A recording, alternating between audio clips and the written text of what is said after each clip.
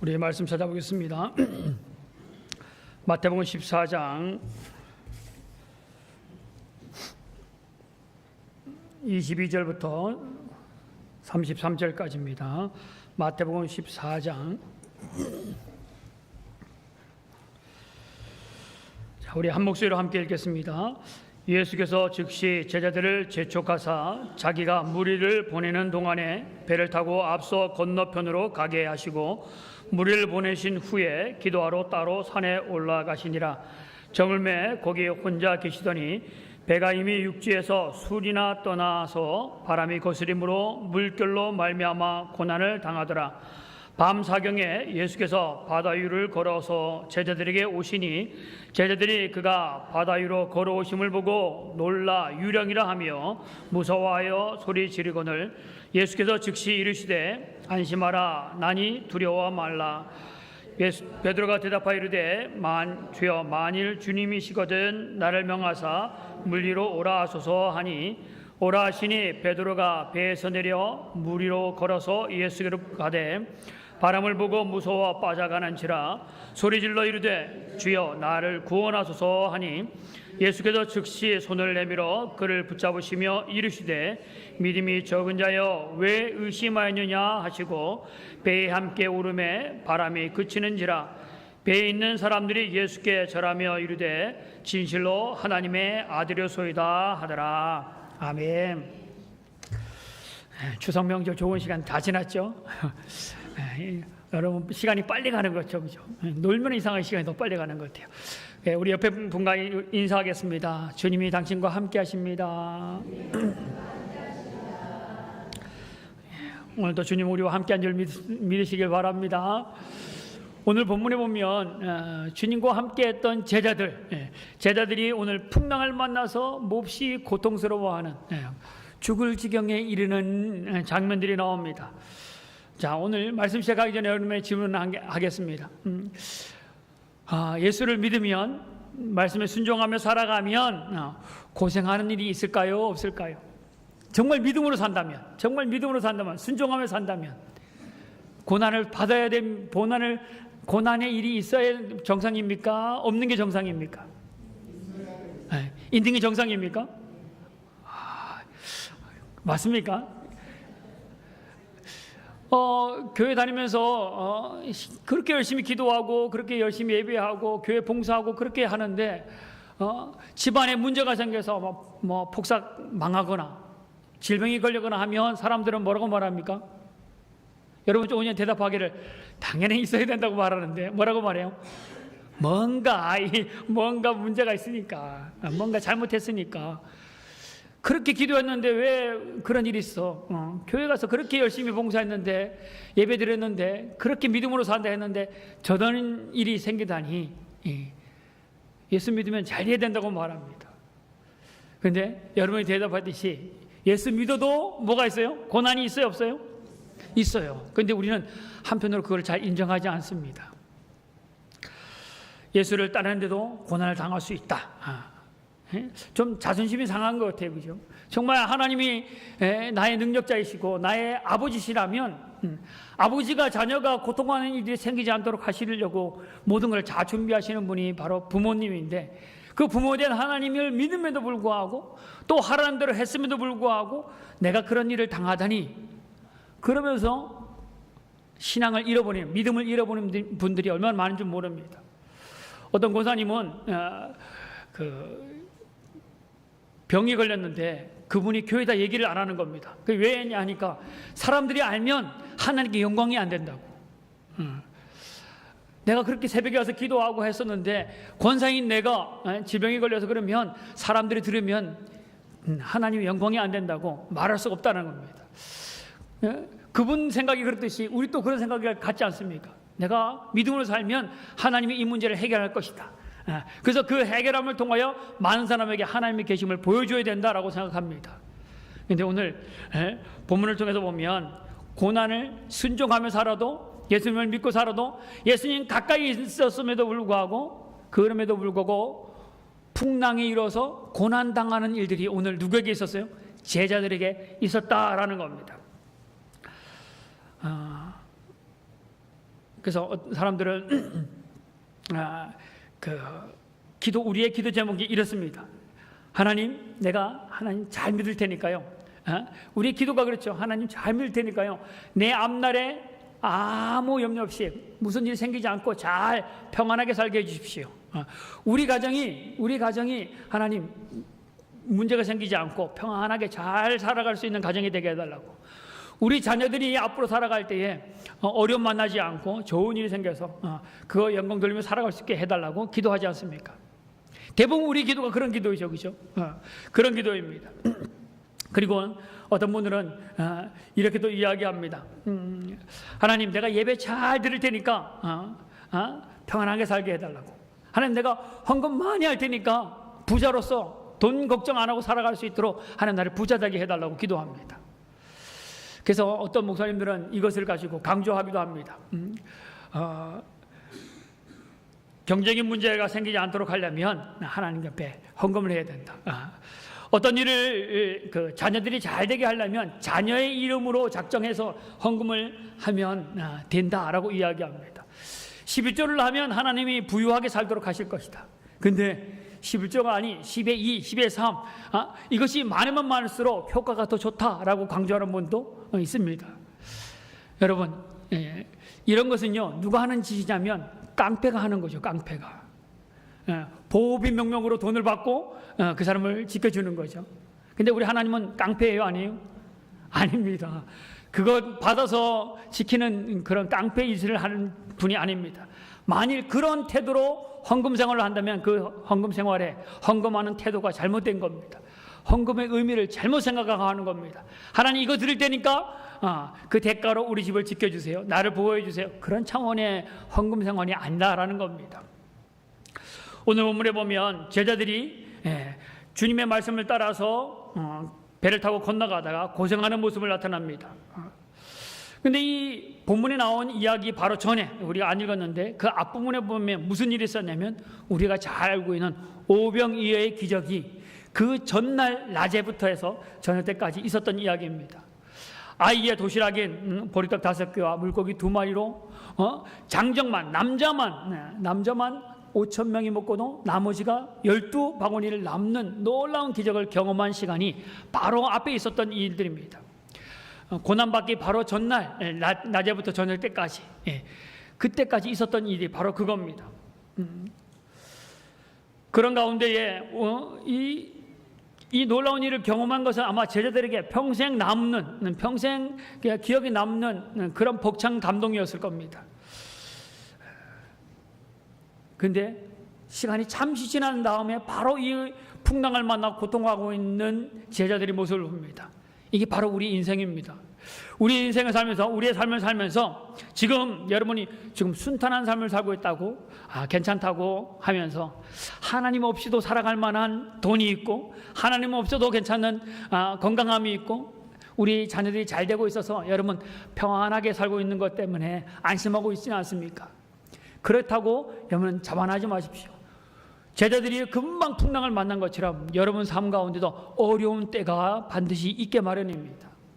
반대로 지금 너무 힘들고 너무 고통스러워서 정말 눈물 흘리고 고통하는 시간을 겪고 있는 분이 있습니까? 여러분 기다리십시오. 지금 주님께서 여러분 삶 가운데 오병이의 기적과 같은 놀라운 은혜의 시간을 준비하고 계신 분이 바로 주님입니다. 여러분에게 그 은혜를 부어주기를 기다리고 계신다라는 겁니다. 이것이 때로는 있다가도 없기도 하고 없다가도 있어지는 것이 우리의 삶입니다.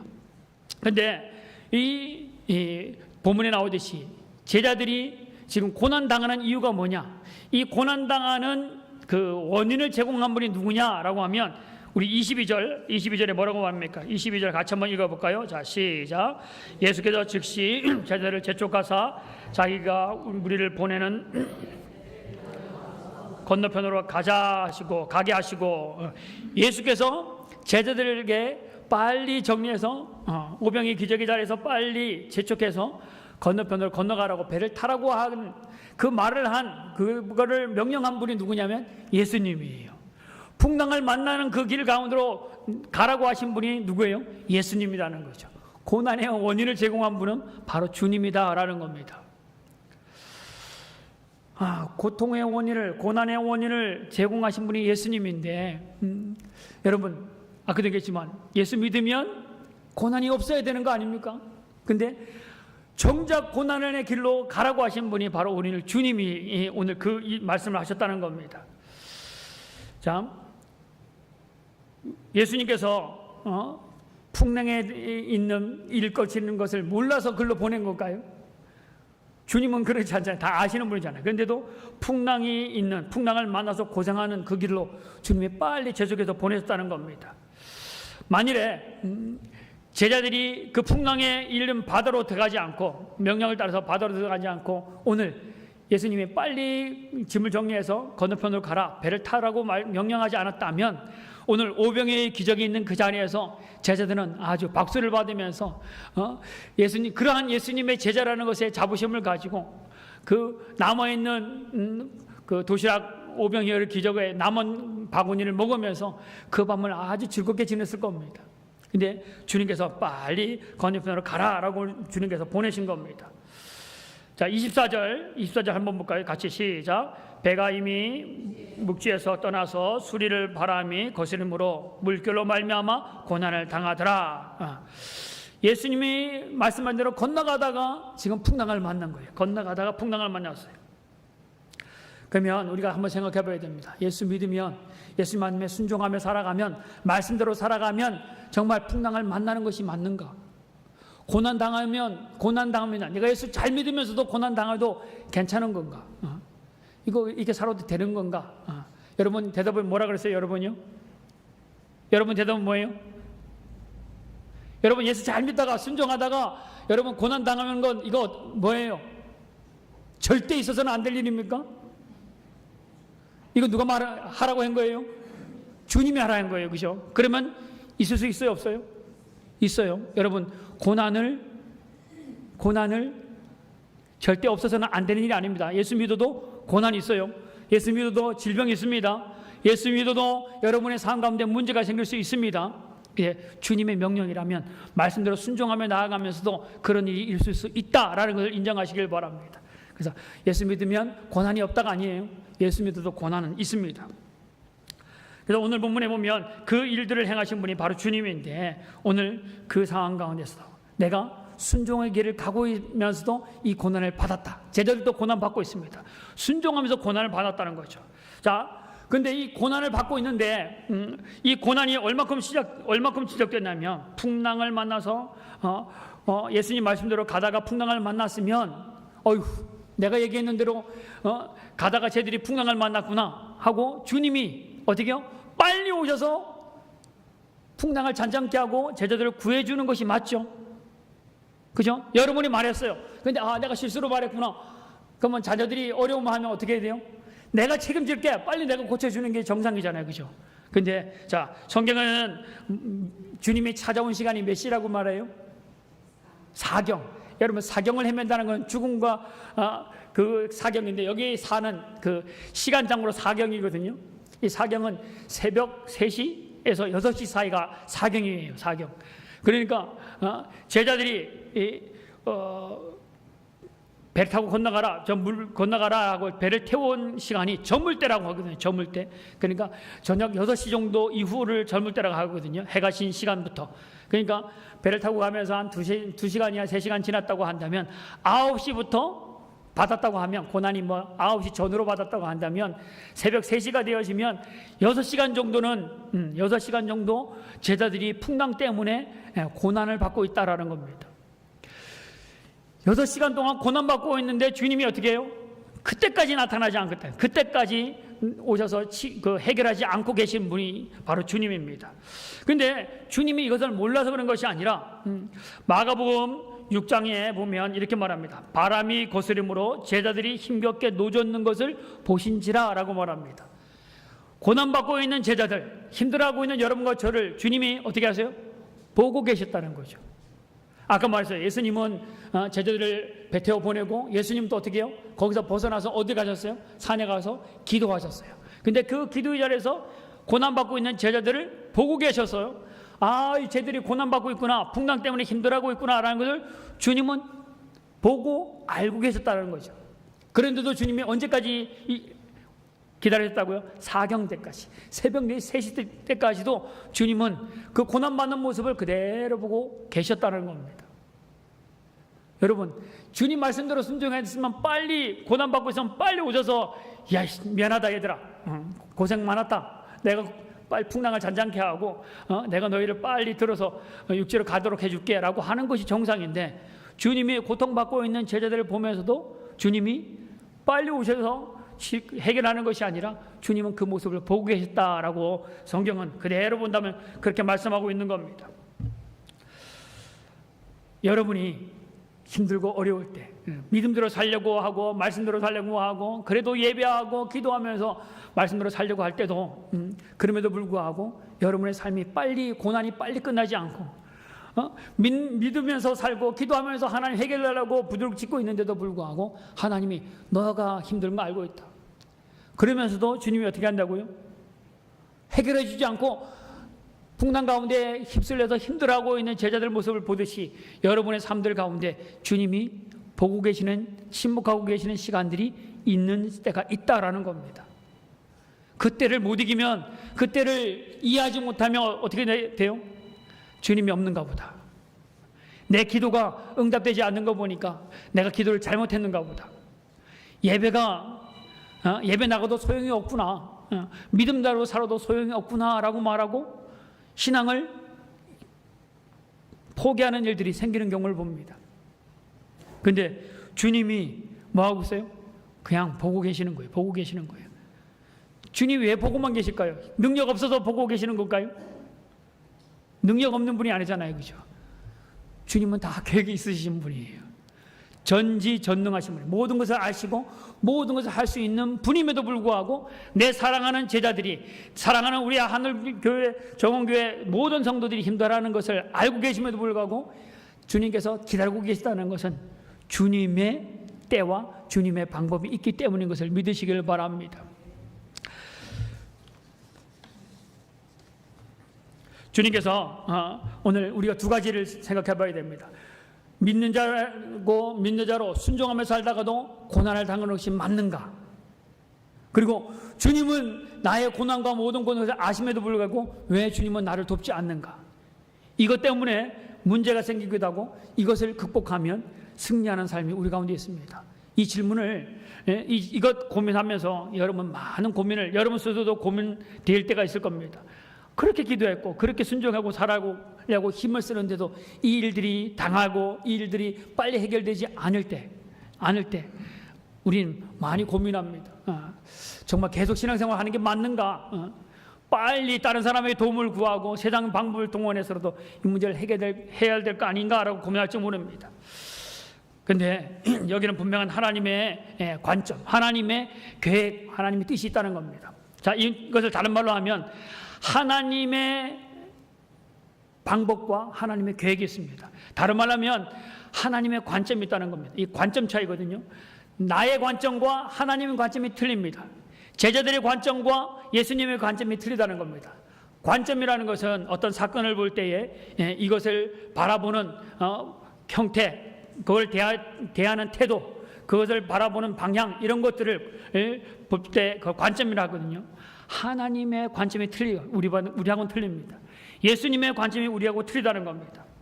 자, 한번 생각해 보십시오. 제자들의 눈으로 본다면 제자들은 오병이의 기적이 있는 그 자리가 어떤 자리냐면 정말 충만한 자리입니다. 오병이의 기적이 일어났어요. 이제 거기서 사람들이 먹고 와, 정말 주님은 놀라운 분이구나, 능력의 분이구나.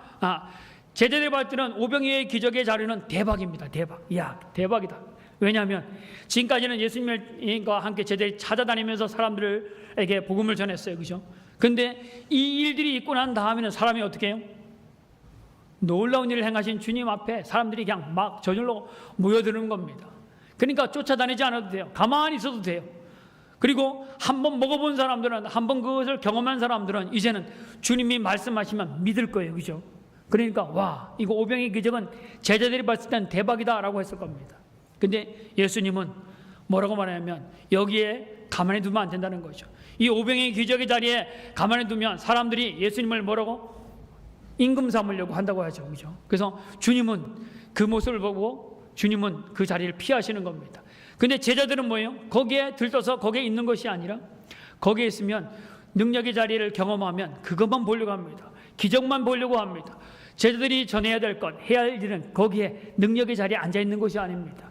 주의 복음을 위해 나아가야 되는데 거기에 앉아서 안주하고 거기에 앉아서 하나님의 것을 우려먹는 사람은 아니라 더 믿음으로 나아가고 하나님의 일들을 감당하는 사람을 되기 위해서 하나님은 그 자리를 경험하게 한 것이지 거기에 초막을 짓거나 거기에 주저앉으라고 하는 것이 아닙니다. 그래서 주님께서 그 자리에서 재촉해서 빨리 재촉해서 배를 타고 건너가라 라고 말씀하는 겁니다. 그리고 주님께서 사람들을 떼어놓는 동안 제자들이 거기를 건너가는 동안 주님은 사람들을 보낸 다음에 어디로 가셨다고요? 그분도 주님도 떠나십니다. 산으로 기도하러 올라가시는 모습을 봅니다. 내가 보기에는 대박인 것 같고 내가 보기에는 이것이 최고인지 모르지만 주님이 보시는 관점이 틀리다는 겁니다. 주님은 오늘 저기 풍랑에 있는 저 바다가 주님 보기에 더 은혜의 자리라고 주님은 생각하시기에 그들을 여러분과 저를 그 자리로 보내시는 겁니다. 그 자리가 고난이 있다 할지라도 거기가 하나님의 은혜가 있을 자리이기 때문에 우리에게 먼저 그곳으로 가라고 주님이 명령하신다는 겁니다. 오늘 믿음으로 순종하며 나아가는 우리 삶 가운데 고난이 있다 할지라도 그곳에서 주님의 은혜가 덜 클 것이다 라는 믿음을 가지고 믿음으로 순종하며 나아가는 우리 하늘교회 정영교회 모든 성도들 되시기를 바랍니다. 신앙생활이라는 것은 내 관점과 하나님 관점이 다를 때에 내 관점을 포기하고 하나님의 관점에다가 내 관점을 맞추는 겁니다. 그래서 무슨 관점을 했어요? 하나님 관점으로 보는 것만 남아야 됩니다. 하나님은 이것을 왜 하나님의 뜻은 무엇일까? 하나님의 계획은 무엇일까? 하나님의 방법은 무엇일까? 라는 것에 내 기도의 제목을 내 삶을 거기에 맞추는 것, 이게 신앙생활입니다. 끝까지 내 기도, 내 방법, 내 것을만 생각하고 하나님 내가 생각하는요 이렇게 하는 것이 맞는 것 같아요. 하나님 언제 어떻게 이렇게 해주세요 라고 하는 것이 아니라 하나님 방법이 무엇인지를 하나님이 하시고자 하는 일이 무엇인지에 초점을 맞추는 것, 그것을 찾아가는 것, 그것이 기도 생활이고 그것이 믿음 생활인 것을 분명히 아시길 바랍니다. 내 것을 고집하면 고집할수록 어려운 문제만 생깁니다. 하나님이 보내는 데는 이유가 있다는 겁니다. 순종하여 나아가라 하는 것 가운데는 분명한 하나님의 계획이 있기 때문에 그런 겁니다. 풍랑이 이런 것처럼 보이지만 풍랑이 아니라 거기는 하나님의 뜻이 그곳에 있기 때문에 보내시는 겁니다.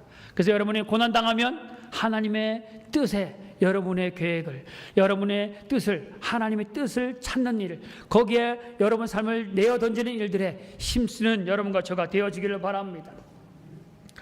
하나님께 하라고 하시는 일들은 다 이유가 있는 겁니다.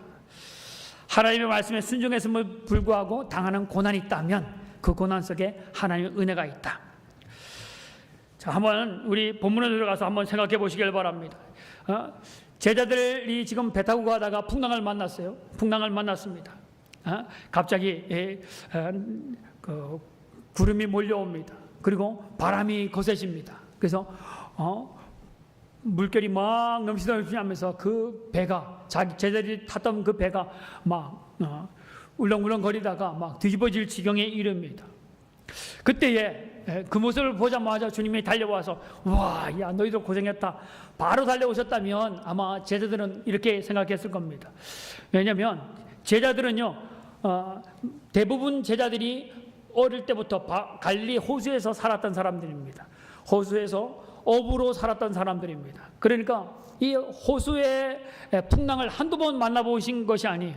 호수를 너무나 잘 알고 있습니다. 거기서 죽지 않고 지금까지 어부 생활을 했다는 것은 그들만의 노하우가 있는 거죠.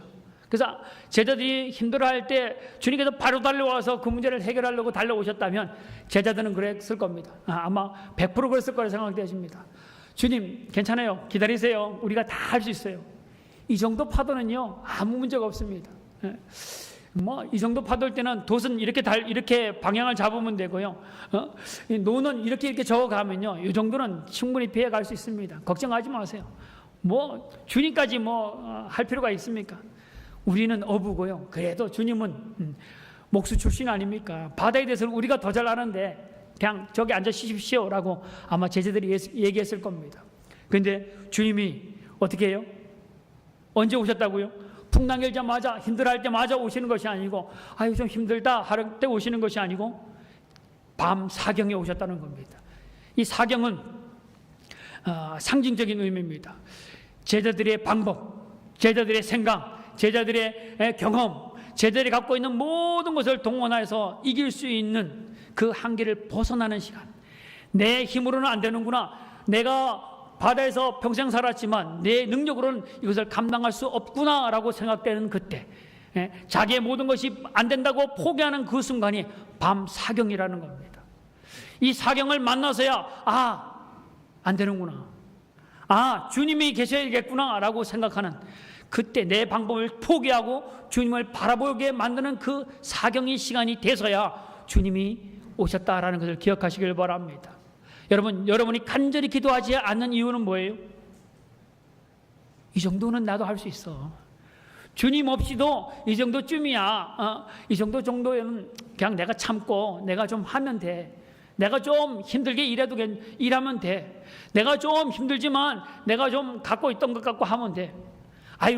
내가 못하면 가족들이 도와줄 것이고 친구들이 도와줄 것이고 내 이웃에 그래도 줄이 있는 사람이 나를 도와줄 것이기 때문에 이 정도는 해결할 수 있어 라고 생각하는, 내 힘이 아직 할만할 때, 내 주변에 아직도 쓸만한 카드가 남아있을 때는 간절한 기도가 생기지 않는다는 겁니다. 그래서 그때는 뭐예요? 주님을 찾지 않기에 주님이 아직까지도 오지 않은, 바라보고 있는 이유가 그거입니다. 내가 간절하지 않는 것은 하나님이 하셔야 됩니다 라는 고백이 없는, 내가 살아서 내 일들을 감당하려고 하는 그 시간에는 주님이 아심에도 불구하고 내게 오지 않는다는 겁니다. 안 돼. 내 것으로는 안 되는구나. 내 능력으로 안 되는구나. 내 형편으로는 이걸 감당할 수 없구나라는 깨닫는 그 시간이 사경입니다. 사경. 여러분, 이 사경을 어떻게 해요? 여러분이 빨리 맞이하는 지혜가 있기를 바랍니다. 내 인생의 사경, 하나님, 내 인생의 사경, 내가 내 힘으로, 내 능력으로, 내 경험으로, 내 것으로는 이것을 감당할 수 없습니다라는 것을 믿음으로 받아들이는 것이, 이게 지혜입니다. 정말 고난이 당해서 죽을 똥 살 똥 할 때까지 여러분이 힘쓰고 애쓰다는 것이 아니라 그 전에, 그런 일들이 이르기 전에 먼저 뭐예요? 이건 내 문제가 아니고 하나님 함께 하셔야 됩니다. 이게 뭐예요? 기도하는 사람의 모습입니다. 이게 예배하는 사람의 모습입니다. 막 내가 뒤집힐 때까지 갈 필요가 없어요. 언제요? 지금부터 주님과 함께하면 가능한데, 고난 다 경험한 다음에 그때서야 주님을 경험하는 것이 아니고요. 그 전에 평탄할 때부터 주님과 함께하는 것이 그게 지혜입니다. 그래서 하나님, 내 삶에는 주님 없이는 안 됩니다. 오늘도 주님 없이는 안 돼요. 이 일들을 어떻게 해야 됩니까? 내 방법을 내려놓고 주님을 맞이하는 사경의 시간을 내가 먼저 당기는 거예요. 그 시간을 주님을 먼저 맞이하는 것, 그때에 주님이 찾아오신다는 겁니다. 그래서 오셔서 그 문제를 해결할 수 있는 시간을 주님께 내어드리는 것, 그것이 지혜 있는 사람, 그게 믿음의 지혜입니다. 오늘 사경을 헤매는 자가 아니라, 사경까지 가는 자가 아니라 믿음으로 그 사경의 시간을, 주님을 고백하는 그 시간을 빨리 맞이할 수 있는 우리 믿음의 가정들 되어지는 은혜가 있기를 바랍니다. 성경에 보면 베드로전서 2장에 보면 뭐라고 말하면 부당하게 받는 고난이라고 이야기합니다. 이 말은 순종하다가 받는 고난, 말씀대로 살다가 받는 고난을 베드로전서에서는 부당하게 받는 고난이라고 말합니다. 고난받을 때에 죄를 지어서 그 죄의 값으로 고난당하는 일이 있고요. 또한 우리가 내 힘으로 잘못 선택해서 내가 잘못 행하다가 당하는 고난이 있어요. 근데 우리 믿음의 사람들은 어떻게 해요? 믿음으로 살다가 당하는 고난. 이 고난은 그냥 고난이 아닙니다. 거기는 뭐가 있다고요? 하나님의 은혜가 있습니다. 하나님이 주시는 복이 있습니다. 첫째는 어떤 복이 있냐? 하나님의 능력을 경험하는 복을 얻게 되어집니다. 순종하다가 고난 당하면 그 가운데 하나님의 능력을 경험하는 복을 얻게 되는 기회입니다. 자, 사경, 아까 하나님께 순종하다가 당하는 고난, 이 사경은 하나님이 오셔서 풍랑을 잔잔케 하신 일들을 경험하는 시간을, 그런 고난의 가운데 하나님의 능력을 경험하게 되어집니다. 고난이 아니라 능력을 경험하라고 그 시간을 우리에게 주셨다라는 겁니다. 그래서 그 고난은 하나님의 능력을 없는 복을 누리는 시간이 되어지는 겁니다. 여러분, 이 사경 가운데 고난을 경험하면서 예수님이 그 사경에서 치유하는 하나님의 능력을 경험한 사람의 믿음이 좋아질까요? 사경 가운데, 고난 가운데 하나님의 능력을 경험하지 못한 사람의 믿음이 좋아질까요?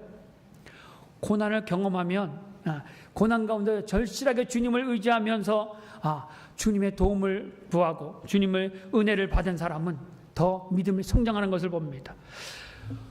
안 되는구나 하고 주님을 부여잡을 때에 주님께 도운 것을 경험하면 시간이 아까 말했지만 더 지혜로워져서 고난 당하기 전에 하나님께 모든 것을 맡길 수 있는, 하나님을 믿고 나아갈 수 있는 믿음의 성장함을 얻는 시간을 갖게 되어지는 겁니다. 그래서 이 고난을 순종하다가 얻는 고난, 그 고난은 나에게 복인데 바로 하나님을 경험하게 되어지는 복을 얻게 된다는 겁니다. 두 번째 복은 뭐냐면 하나님의 위로하심을 얻게 되어집니다. 풍랑이 있는 제자들 가운데 주님께서 오셔서 첫 번째 한 일이 뭡니까? 풍랑아 잔잔해라. 풍랑을 외치고 풍랑을 잔잔케 하는 것이 아니고 먼저 뭐라고 말해요? 안심하라. 나니 두려워 말라. 주님이 말씀합니다. 우리에게 안심하라고. 주님이 주시는 평안이 우리에게 있다는 것을 믿으시길 바랍니다.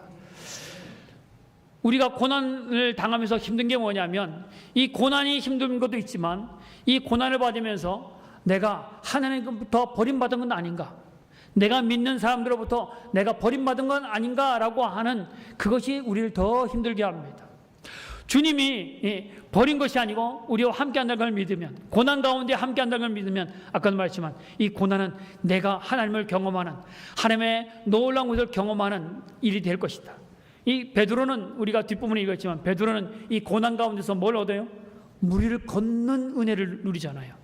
고난이 아니라 고난은 무리를 걷는 복을 얻게 되는, 하나님의 능력을 경험하는 일들이 이 고난이 있거든요. 그리고 주님은 오셔서 우리를 평안케 하시는, 내 삶 가운데 주님이 함께하면 평안케 하는 것을 경험한다는 겁니다. 그래서 여러분, 어려움을 만나면 또 주님의 평안을 얻는 시간을 경험할 겁니다. 그래서 고난 가운데서는요, 더 믿음이 성장하고 고난 가운데 더 평안함을 경험하는 놀라운 일들이 우리 가운데 있어진다는 겁니다.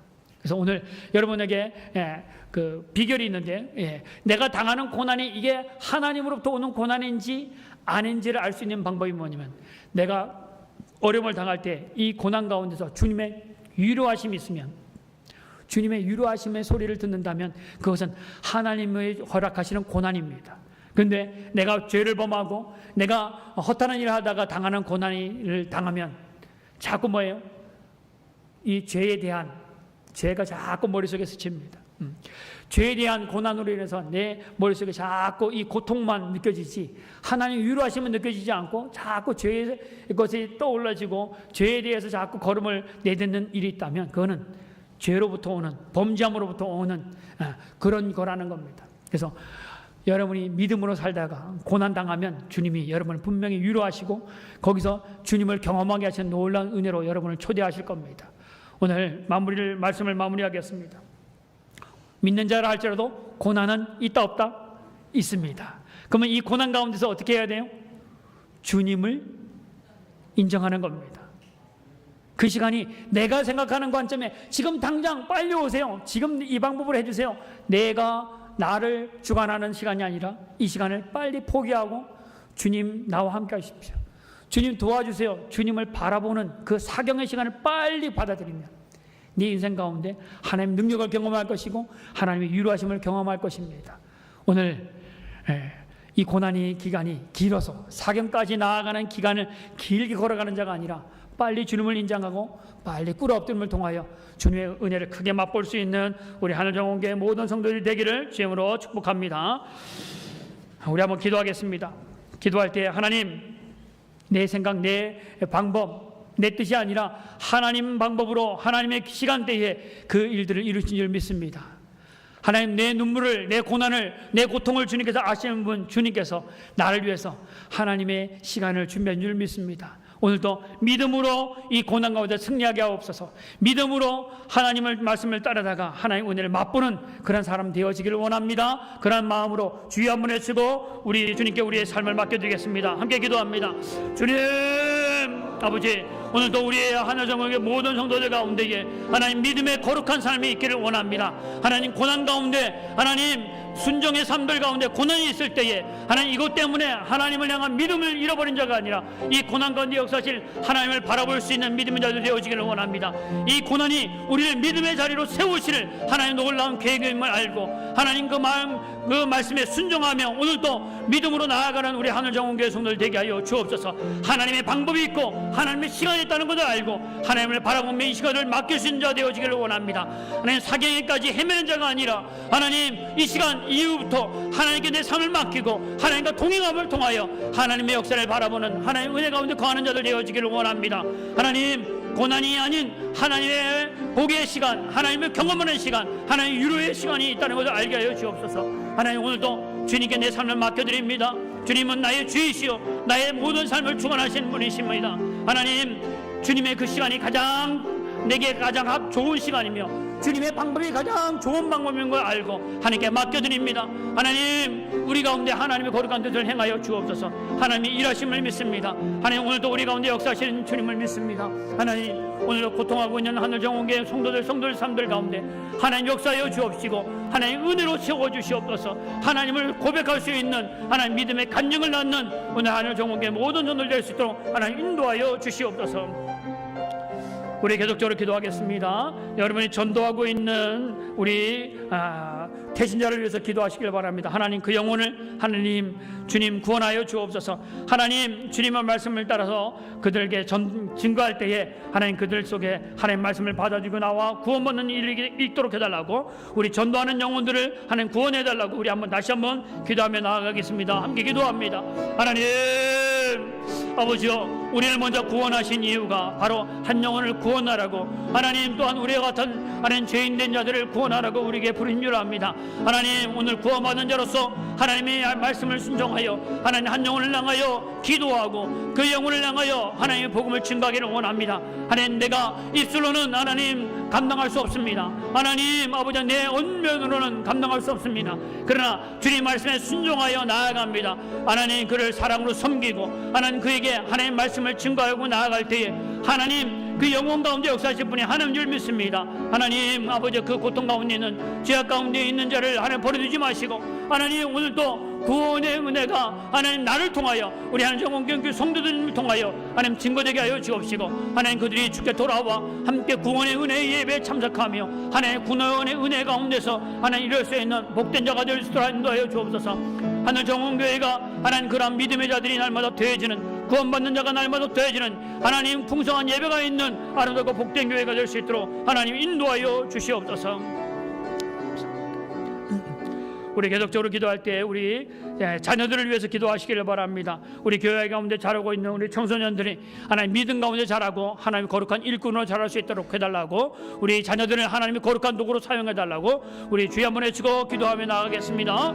주여 아버지 하나님 우리 하늘정원교회에 하나님 우리 자녀들을 허락하신 것 인해 감사합니다. 하나님 우리에게 맡겨준 이 자녀들이 하나님 내가 원하는 방식이 아닌 하나님 원하시는 모습으로 하나님 뜻하신 곳 가운데 쓰임받을 수 있는 거룩한 믿음의 자녀 되어지기를 원합니다.